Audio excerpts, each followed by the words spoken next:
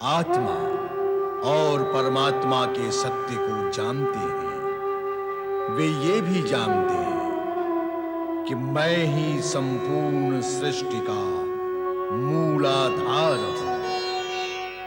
मैं ओंकार हूं। कैलाश पर पार्वती और शिवगण शिव की वंदना करते हैं। तभी नारद आकर उन्हें जलंधर द्वारा विश्व विजय घोषणा की सूचना देते हैं। जलंधर की सभा में गुरु शुक्राचार्य भी उसे विश्व विजय के लिए प्रोत्साहित करते हैं। पर कैलाश तक जब नारी कंठ से पंचाक्षरी मंत्र का प्रभाव देखकर आश्चर्यचकित पार्वती उस विषय में पूछती है, तो भगवान शिव बताते हैं कि वो वृंदा है। वृंदा शिव भक्ति में स्तुति करती है। महाबली दैत्यराज जलंधर की जय। असुर सम्राट महाबली दैत्यराज जलंधर की जय।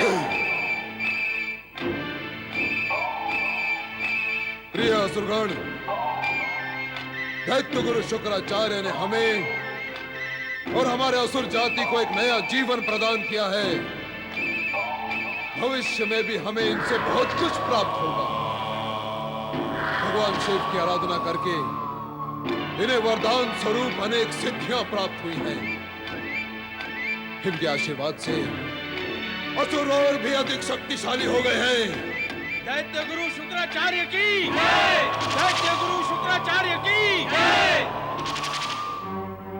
असुरगण, ये हमारा परम सौभाग्य है कि हमें दैत्यराज जलंधर जैसे योग्य, बलशाली और पराक्रमी सम्राट का नेतृत्व प्राप्त है। असुर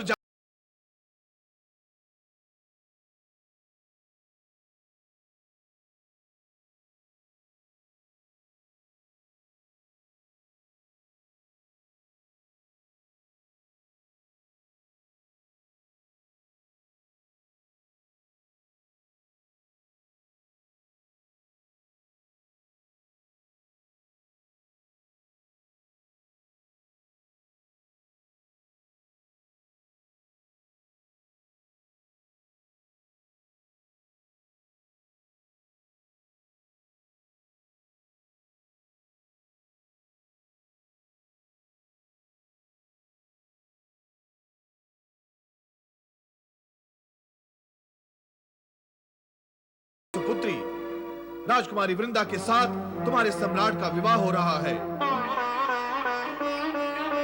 मैंने उसे परम सौभाग्य और सतीत्व का आशीर्वाद दिया है। दैत्य गुरु शुक्राचार्य की जय। महाबली दैत्यराज जलंधर की जय। राजकुमारी वृंदा की जय। राजकुमारी वृंदा की जय।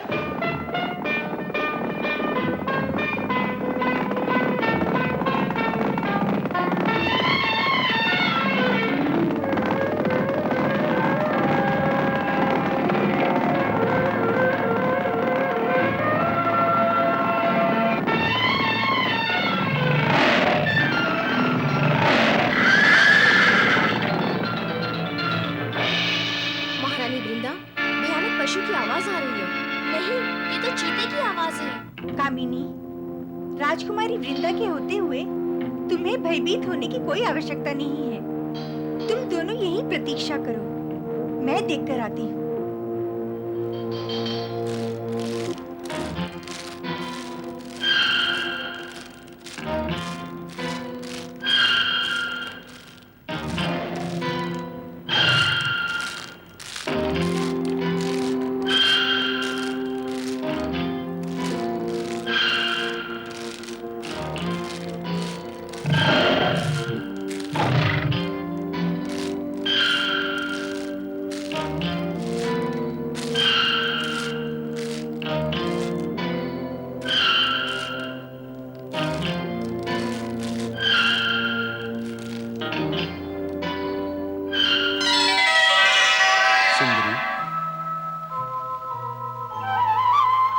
सुंदरी,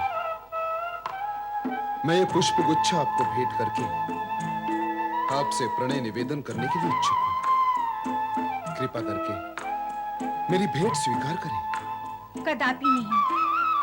क्यों करूं मैं उस अपरिचित पुरुष का प्रेम निवेदन स्वीकार?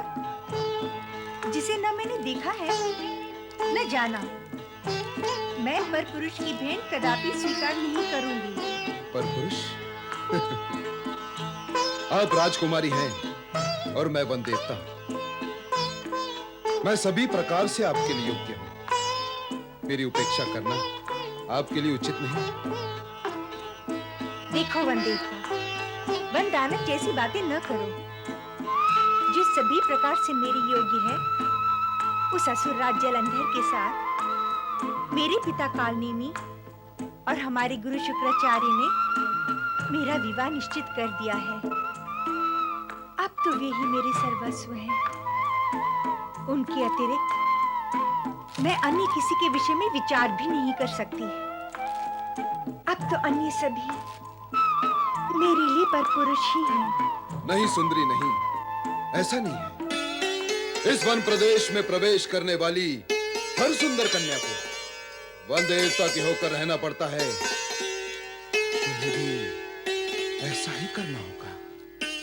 मैं चाहूं तो तुम्हारे साथ बलपूर्वक विवाह कर सकता हूं। तुम जैसी सुंदर और कोमलांगी के साथ मैं ऐसा सुंदर और कठोर व्यवहार नहीं करूंगा। अपनी सीमा में रहो वन देवता।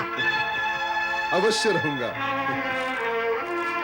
बिना विरोध मेरा प्रेम प्रस्ताव स्वीकार कर लो। तुम्हारी ये इच्छा स्वप्न में भी पूर्ण नहीं हो सकती वन देवता।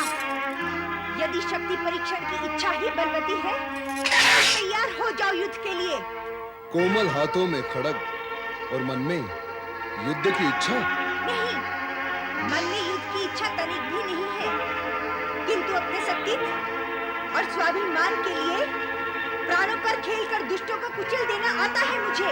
राजकुमारी वृंदा, मुझे तुम्हारी चुनौती स्वीकार है।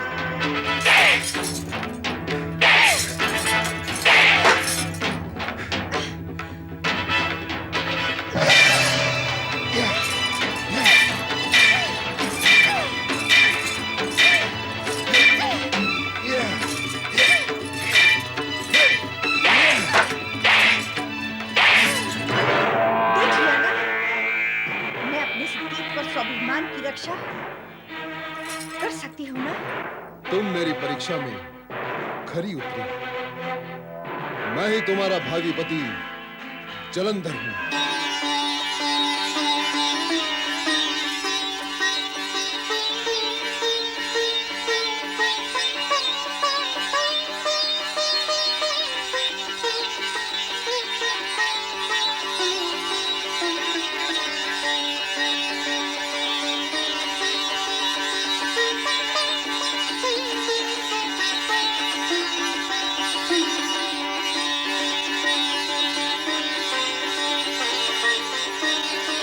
मैं तुम्हारी वीरता और साहस से अति प्रसन्न हूं।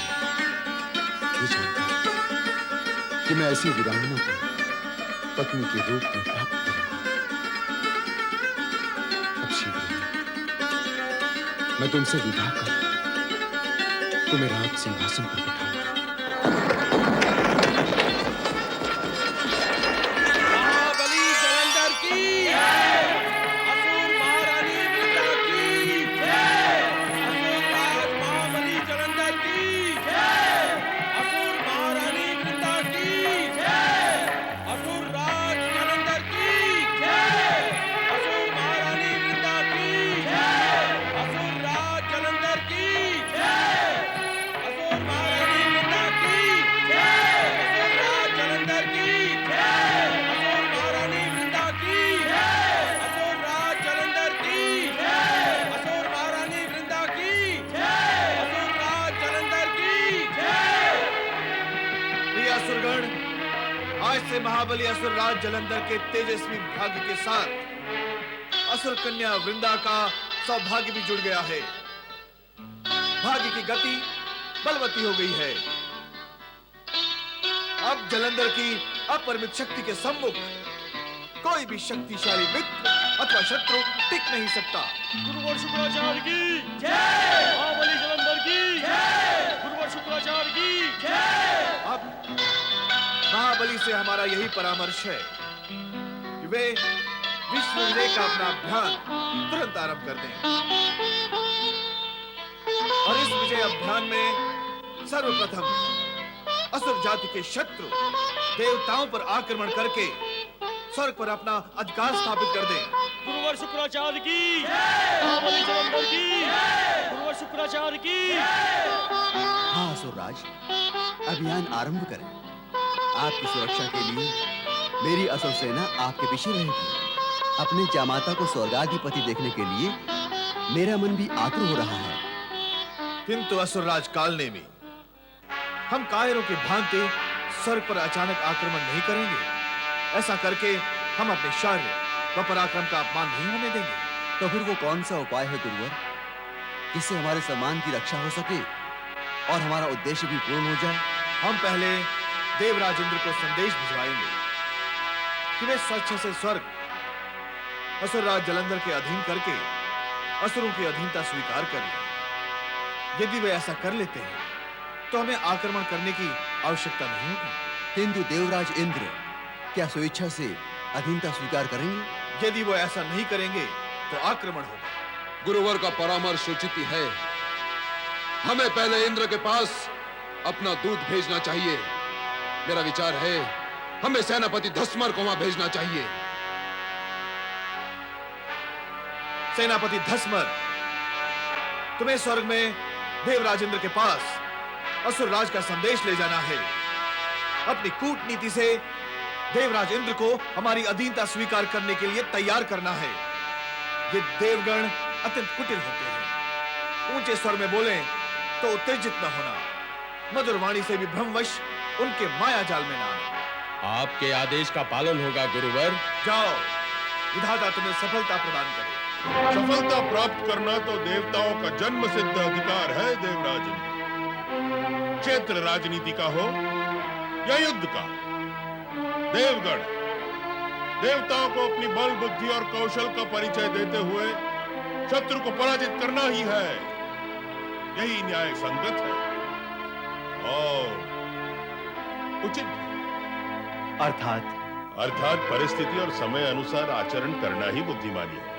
देवराज, जलंधर का दूत असुर सेनापति धस्मर आपके लिए संदेश लेकर उपस्थित हुआ है और आपकी सेवा में संदेश निवेदन करने की आज्ञा चाहता है।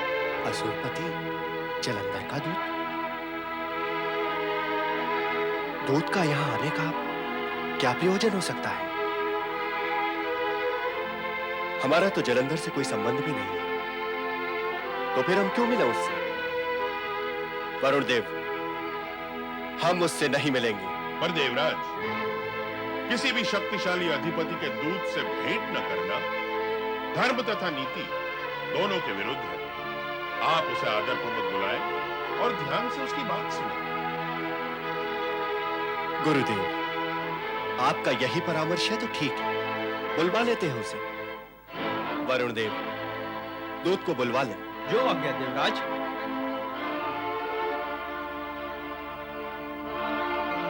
गुरुदेव, आपके अनुमान से ये दूत किस प्रयोजन से आया होगा?